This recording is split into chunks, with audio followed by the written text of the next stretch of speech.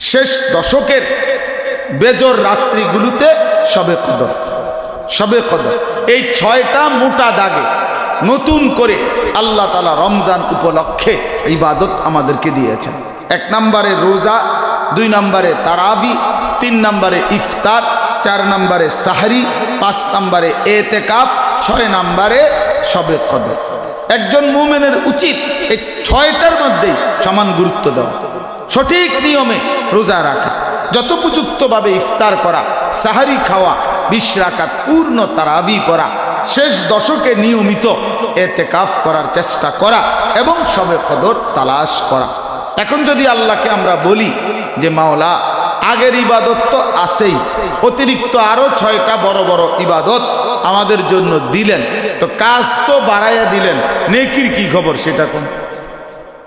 পুরস্কার দিবেন কেমন, নেকি দিবেন কেমন সেটা বলেন।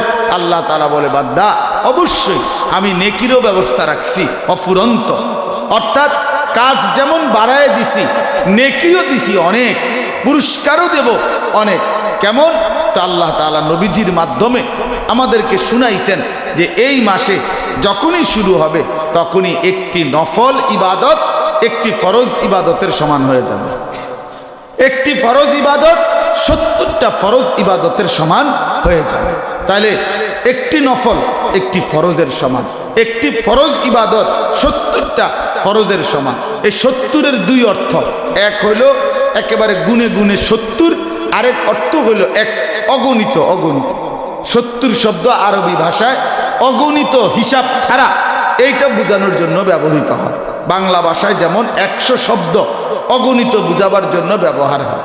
মানুষ কথার প্রসঙ্গে বলে তুমি আমারে 100 বার বললেও আমি শুনবো না, তোমার মতো 100 লোক আসলেও আমার কিছু করতে পারবা না। এই কথার দ্বারা 100 যদিও বলছে, কিন্তু উদ্দেশ্য যে 101 জন আইলে পারবা বা 101 বার বললে শুনবো এইটা না, বরং উদ্দেশ্য হইল যতই বলো আমি শুনবো না, যত লোকই আনো আমি পরোয়া করি না, আমি পাত্তা দেই না। তাইলে সংখ্যা যদিও 100 কিন্তু বুঝাচ্ছে অগণিত। ঠিক আল্লাহ তাআলা কোরআনুল কারীমের মধ্যে আছে, আল্লাহ তাআলা মুনাফিক যারা নবীজির জামানায় ছিল তাদের ব্যাপারে আল্লাহ নিজে বলছেন, নবী আপনি যদি কোনো মুনাফিকের জন্য আমি আল্লাহর নিকট 70 বারও মাফ চাক করব না। এখন মানে কি? মানে 71 বার বললে মাফ করবে এটা, 72 বার বললে মাফ করবে এটা বুঝাইছেন না, সংখ্যা ব্যবহার করছেন 70, কিন্তু উদ্দেশ্য হইল আপনি যত মাফই চান আমি মাফ করব না। সে মুনাফিক, মুনাফিককে আমি আল্লাহ তাআলা মাফ করব না। তাইলে 70 সংখ্যাটা অগণিত বুঝায়। তো ঠিক মুহাদ্দিসিনে কেরাম কেউ কেউ বলে রমজানের সমস্ত পুরস্কার সমস্ত নেকি আপনার একেবারে 70 না, বরং অগণিত অগণিত অগণিত। এক কথায় আল্লাহ তাআলা বলছেন আনা আজজি বিহি, বান্দা ঘাবড়াইও না, শুধু এটুকু শুনে নাও রমজানের বিনিময় আমি আল্লাহ ফেরেশতা দিয়ে লেখাবো না, আমি নিজে দেব, নিজে আমি দেব। এবার বোঝো, আমার শায়েখ আল্লামা মুফতি মুশতাকুন নবী সাহেব হুজুর সবসময় বলে যে যত বড় তার মুখের বড় তত বড়। অর্থাৎ কোনো মেম্বার যদি বলে আমি একটা বড় মাছ কিনছি তো 7-8 কেজি হইতে পারে, কোনো চেয়ারম্যান যদি বলে আমি একটা বড় মাছ কিনছি তো এটা হয়তো 15-16-20 কেজি হইতে পারে। আরো বড় ব্যক্তি এমপি সাহেব, মন্ত্রী সাহেব, তো তিনি যদি বলে সেটা 30 কেজি হইতে পারে। অর্থাৎ যিনি যত বড়, হ্যাঁ, তিনি যখন কোনো কিছু বড় বলে, বেশি বলে, তো সেইটা উনার অবস্থা অনুপাতে কি হয় একটা ধারণা করা হয়। এখন মহান আল্লাহ পাক রব্বুল আলামিন তিনি কত বড়, আল্লাহ পাক কত বড়, আল্লাহ তাআলা কতটুকু অংশের মালিক, আল্লাহর খাজানায় আছে কদ্দুর, আল্লাহ দিতে পারে কদ্দুর। আল্লাহ তাআলা বলবেন বান্দা তুমি নিতে পারবা কদ্দুর, তুমি কদ্দুর নিবা। লাহুম মা ইয়াশাউনা ফিহা ওয়া লাদাইনা মাজিদ, কোরআনুল কারীমের মধ্যে আছে। আল্লাহ বলেন আমার জান্নাতি বান্দা নিজের থেকে যা চাইবে তাই দেওয়া হবে, আর আমার বান্দার চাওয়া শেষ হলে আমি আল্লাহর পক্ষ থেকে আরো অগণিত আছে সেগুলো দেওয়া হবে, সেগুলো দেওয়া হবে। অতএব মহান আল্লাহ পাক রব্বুল আলামিন রমজানে আমাদেরকে অপরিসীম বিনিময় দান করেন। এই জন্য শায়েখ দামাত বারাকাতুহুম বলে, রমজানের প্রতি সেকেন্ড, প্রতি মিনিট, প্রতি ঘন্টা হীরা মণি মুক্তার মতো, এক একটা সময় হীরা মণি মুক্তার মতো দামি। এই জন্য দয়া করে এইবার রমজানের আগে আমাদের ইসলাহী মজলিস তো রমজানের আগে আর নাই, এই জন্য আজকের এই মজলিস থেকে মা বোন সহ বাবারা সবার কাছে অনুরোধ, আমিও আপনারাও মাহে রমজানের আলাদা প্রস্তুতি নেন, মাহে রমজানের জন্য নিজেকে আলাদাভাবে রেডি করেন। মাহে রমজানে আল্লাহর ইবাদত বেশি করবেন, আল্লাহর মধ্যে, আল্লাহর বন্দিগির মধ্যে নিজেকে ডুবায় দিবেন। গুনাহ থেকে শতভাগ যে মাসের মর্যাদা বেশি, সেই মাসের গুনাহের কারণে আল্লাহর রাগও বেশি, আল্লাহর রাগও বেশি। এই জন্য দয়া করে আপনারা এক নাম্বার কথা হলো সমস্ত গুনাহ থেকে বর্জন হয়ে আল্লাহর ইবাদতের মধ্যে পুরাপুরি মনোযোগী হবেন।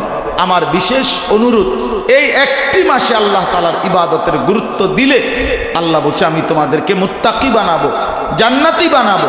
অতএব মা বোন আমার, আল্লাহ তাআলা নিজে নবীজিকে বলছেন, সাজিয়ে দিছেন রমজানের প্রথম 10 দিন রহমত, মাঝখানের 10 দিন মাগফিরাত, শেষের 10 দিন জাহান্নাম থেকে মুক্তি, নাজাত। এতটা সুন্দর করে আল্লাহ তাআলা সাজিয়ে দিয়েছেন। বান্দা প্রথম 10 দিন রহমত নিবা, যখন কিছু রহমত তোমার অর্জন হবে, দ্বিতীয় 10 দিন বলবা আল্লাহ দয়া তো করছেন, এবার মাফ করে দেন।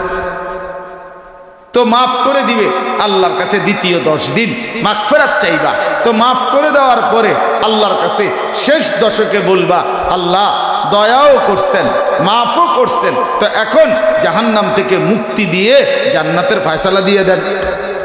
তো আল্লাহ তাআলা বলবেন হ্যাঁ বান্দা, জান্নাতের ফয়সালাই দিয়ে দিলাম।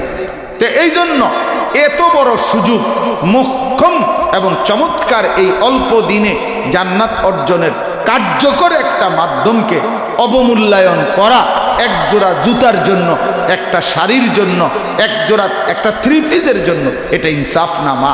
আমি প্রত্যেক দিন এটা বলি, মা বোনরা যেন দয়া করে আল্লাহর ওয়াস্তে, যদি মুসলমান হয়ে থাকেন, যদি কবর, আখেরাত, পরকাল চিনেন মা, যদি নিজের আখেরাত বরবাদ করতে না চান, নিজেরে যদি জাহান্নাম থেকে বাঁচাইতে চান, দয়া করে আল্লাহর ওয়াস্তে বাজারে যায়েন না, মার্কেটে যায়েন না। রমজান মাসকে এত বড় অহংকার, এত বড় ঔদ্ধত্য, এত বড় বড়াই আল্লাহর এত বড় নিয়ামতের সামনে করবেন না। বরং পুরা রমজান বাজার, মার্কেট, কেনাকাটা এটা টোটালি বন্ধ করে দেন, টোটালি বন্ধ করে দেন, একদম বন্ধ করে দেন। এই শাড়ি, গহনা, লুঙ্গি, জুতা, জামা, প্যান্ট এগুলো এখন কিনেন, এখন দরকার তো এখন কিনে ফেলেন, কিন্তু সেটা রমজান মাসে নয়। আল্লাহ তাআলা ডাক দেয় বান্দা রহমত নাও, বান্দা মাগফিরাত নাও, আল্লাহ ডাক দেয় বান্দা নাজাত নাও। আর আল্লাহর বান্দি এই ইমানদার নারী, সে আল্লাহকে বৃদ্ধাঙ্গুলি দেখায়, সে বলে আমার এগুলো লাগবে না, আমার রহমত দিয়ে আমি করবো কি, আমি মাগফিরাত লাগবে না, আমার নাজাত লাগবে না। আল্লাহ ডাকে নাজাতের দিকে, সে বলে না আমার এগুলো লাগবে না, আমার দরকার জুতা, আমার জুতা দরকার। তা আমিও বুঝছি, ফেরেশতা তখন বলে যে বেটি মনে রাখিস তোরে জুতা দিয়া ফিটবো, আমরাও তোরে হাসরের ময়দানে জুতা দিয়া ফিটবো, মনে রাখিস। কার দেওয়া আহ্বান প্রত্যাখ্যান করলাম, কার দেওয়া? এত বড় মালিকের সাথে এত বড় গাদ্দারি, এত বড় গাদ্দারি। এই জন্য দয়া করে কোনোভাবেই, এটা সম্পূর্ণ বেঈমানদের ষড়যন্ত্র, এটা সম্পূর্ণ কাফের মুশরিক ইসলাম বিদ্বেষীরা আমাদের কলজার ভিতরে এটা ঢুকাইছে যে রমজান মাসে নতুন জামা, নতুন প্যান্ট, নতুন জুতা, নতুন শাড়ি, নতুন 3 পিস কিনতেই হবে ঈদের দিনের জন্য। এটা সম্পূর্ণ একটা ভুল এবং ভ্রান্ত একটা কথা ছাড়া আর কিচ্ছু। ঈদের দিনে ইনটেক, অর্থাৎ শুধু ঈদের দিনের জন্যই প্রথম আজকে নতুন জামা, নতুন লুঙ্গি, নতুন শার্ট কিনা অথবা পড়তে হবে, এটার কোনো সুবুত, কোনো অস্তিত্ব কোরআন সুন্নাহ কোনো ওলামার বক্তব্যের মধ্যে নাই। তাহলে ঈদ তো আল্লাহর দেওয়া, তো সেটা তো কোরআনে থাকবে কর্মসূচি। ঈদ তো রাসূলুল্লাহ সাল্লাল্লাহু আলাইহি ওয়াসাল্লামের বর্ণনা করা, তো নবীজির পক্ষ থেকে তো বলবে ঈদের দিনে পবিত্র কাপড় পরা, পরিষ্কার কাপড় পরা, পরিচ্ছন্ন কাপড় পরা সুন্নাত, কিন্তু সেইটা ইনটেক হইতে হবে। একেবারে আজকেই প্রথম খুললাম, এটা কোন কথা? এটা কোন ধরনের হিসাব? এটা সম্পূর্ণ আপনার ইসলাম বিদ্বেষী দুশ্মনরা বানায় নিছে। অ্যাড দিয়ে দিবে, এখন প্রতিদিন বিজ্ঞাপন দিতেছে ঈদ মানে নতুন জুতা, ঈদ মানে বলে নতুন জুতা। এটা তার বাপেরই ঠিক করছে, ঈদ মানে নতুন জুতা। তোমার বাপে ঠিক করছে এটা? ঈদ মানে নতুন জুতা কি? ঈদ মানে নতুন গহনা, ঈদ মানে নতুন কিছু, ঈদ মানে নতুন শাড়ি। কে বলছে ঈদ মানে? ঈদ শব্দের অর্থ বুঝি নতুন শাড়ি। এটা কোন ডিকশনারিতে লিখলো, কোন অভিধানে লিখলো? এটা সম্পূর্ণ ধোঁকা ছাড়া আর কিছু না। এই জন্য মা বোন, মেহেরবানি করে আপনাদের কাছে আমাদের বিনীত অনুরোধ, বাজারে যায়েন না, মার্কেটে যায়েন না, কদর করেন। আখেরাত অনেক লম্বা সফর মা, আখেরাত অনেক লম্বা সফর, কবর অনেক লম্বা সফর। এত লম্বা সফরের জন্য খামখেয়ালি করেন না, মস্কারি করেন না। জানতেন ভাবে আখেরাত হবে না। আখেরাত মামার বাড়ি না, আখেরাত শ্বশুর বাড়ি না। আখেরাত আপনি মনে করছেন মসজিদে বা কোনোখানে 10,000 টাকা দান করে দিলেই আখেরাত না, এত কম পয়সায় আখেরাত না। আখেরাত অনেক দামি, আখেরাত অনেক মেহনত করে অর্জন করতে হয়। সারা আম্বিয়ায়ে কেরাম, আউলিয়ায়ে কেরাম দিনভর রাতভর যুগে যুগে কাঁদছেন আখেরাতের ভয়ে। অতএব এটা মামুলি না। আপনাদের কাছে অনুরোধ, সর্বশেষ আর 1 মিনিট একটা কথা হলো, যেটা আমার শায়েখ আজকে আসতে পারেন তাদের মজলিসে, হযরত যেটা বলে যে ইফতারের সময় মা বোনদের সবচেয়ে বড় একটা বিষয় হলো রাসূলুল্লাহ সাল্লাল্লাহু আলাইহি ওয়াসাল্লামের হাদিসের আলোকে ইফতারের সময়টা দোয়া কবুলের সময়।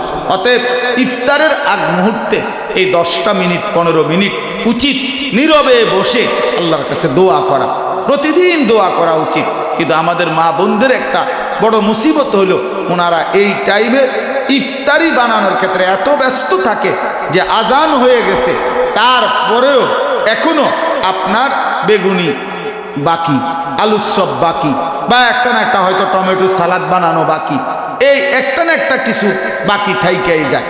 এই যার ফলে পুরাটা সময় ইফতার পর্যন্ত এই বেচারি, এই মহিলা আপনার আল্লাহর কাছে কিছু চাইবার আর টাইম থাকে না। মনে রাখবেন, যখন যেই সময়ের মুহূর্ত, এর পরে তো সেই সময়ের হুকুম আর থাকে না। আপনি ইফতারির পরে দোয়া করলে ইফতারির আগের দোয়া তো আর আপনি পাইলেন না। এই জন্য অনুরোধ, আপনারা ওইভাবে টার্গেট রেখে ইফতার বানাবেন যেন কমপক্ষে 15 মিনিট 20 মিনিট আগে আপনি অবসর হয়ে আপনি আপনার দোয়া করবেন।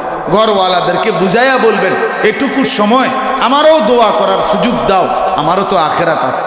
স্বামীরও যেমন আখেরাত, স্ত্রীরও তো আখেরাত আছে, মারও তো আখেরাত আছে, বোনেরও তো আখেরাত আছে। এই জন্য দয়া করে প্রত্যেকেই আপনারা ঘর সংসারের সাথে পরামর্শ করে ইফতারের সময়টা একটু কমিয়ে আল্লাহর কাছে দোয়া কান্নাকাটি করবেন। মাহে রমজানকে কদর করবেন, শবে কদরকে তালাশ করবেন। শেষ দশক যদি সুযোগ হয় কারো ঘরে একান্ত নিভৃত জায়গা নির্ধারণ করে এতেকাফ করার, তো মা বোনরা এতেকাফও করতে পারেন। আল্লাহর নবী সাল্লাল্লাহু আলাইহি সাল্লামের স্ত্রীগণ সকলেই নবীজির বিবিগণ এতেকাফ করতেন। আল্লাহ তাআলা আমাদেরকে তৌফিক দেন, কবুল করেন, আমিন।